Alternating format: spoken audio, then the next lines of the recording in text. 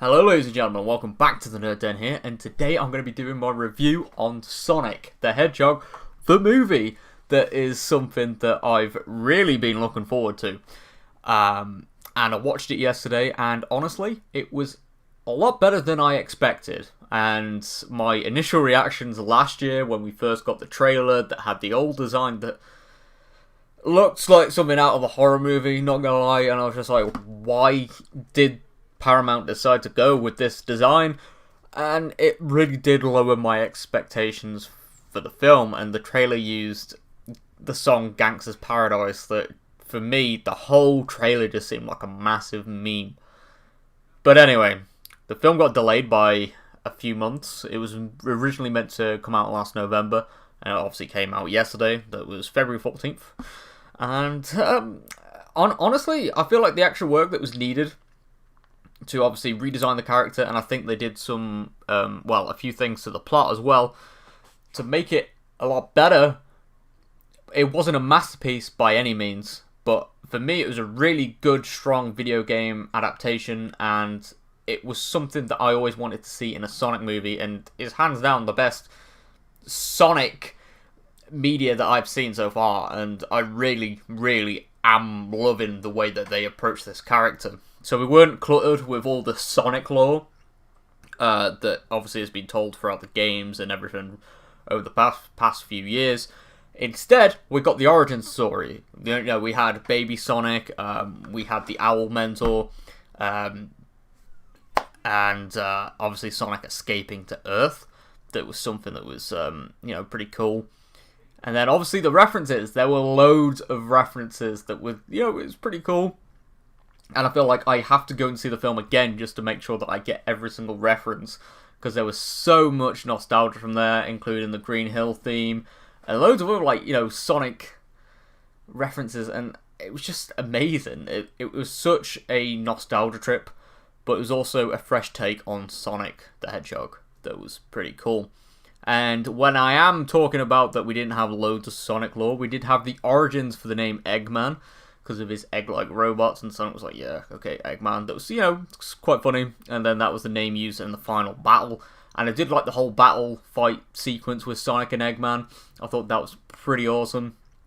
And of course, Sonic learning to use his powers that ended up him becoming literally the God of Thunder. He ended up becoming all juiced up like Thor in the finale. That was absolutely fantastic to see. But yeah, I've got to say that the voice actor, I can't remember the name off the top of my head, I apologise for that, but he did an absolutely fantastic job as Sonic. And for me, from the opposite, I didn't realise that it was a different voice actor compared to the video games. Like, he did a really good job at nailing the Sonic voice. That was awesome, to be honest, and it was cool to hear. And Jim Carrey as well as Dr. Robotnik, who later becomes Eggman, was absolutely fantastic. Really brought a lot of character to every single scene he was in, and I've always seen Dr. Eggman as crazy, and Jim Carrey was the perfect choice for that character. He absolutely nailed it in, every single scene, and I loved it.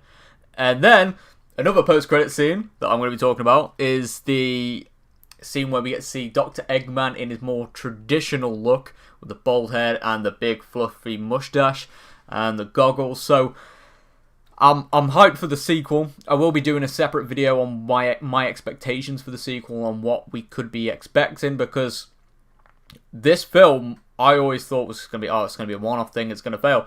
But wow, they put in a lot of effort to please Sonic fans, and I feel like going easy with the whole origin story of Sonic and not cramming in loads of different Sonic characters was a good way to launch this franchise. So they've done a really good job with that. Again, I can't stop saying that. The only negatives is that some of the characters felt a little bit cheesy and just a little bit weaker, but I did like the whole buddy thing with the policeman and Sonic, and the whole Donut Lord thing. I thought it was pretty cool, and Sonic's interpretations of the humans was absolutely amazing, and I love the Sonic reference as well, and the whole Blue Devil thing was a nice little tie-in as well to the Sonic memes. Of course, Sonic memes are the best. And also, just like something else I would say to improve as well, maybe add in some more audio references. So like for the whole Sonic spin dash, use the audio from the game or something.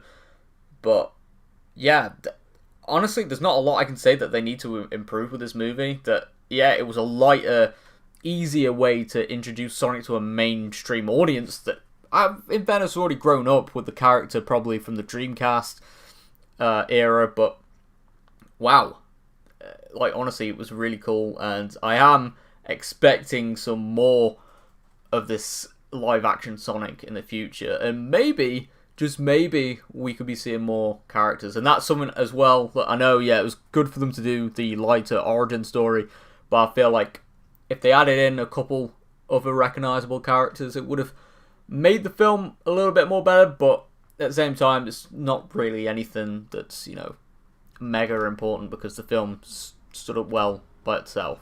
But in terms of a review score, I'm going to give it an 8 out of 10. It was an absolutely fantastic film. I absolutely loved it. I did have my expectations a little bit higher after, well, I'll say a lot more higher after the second trailer release that showed off the redesign. But now I'm just set on this. I'm so excited to see where this franchise goes from here. And it is going to be one amazing film franchise. But yeah, I'll see you guys all on my next video. Thank you very much for watching, and bye for now.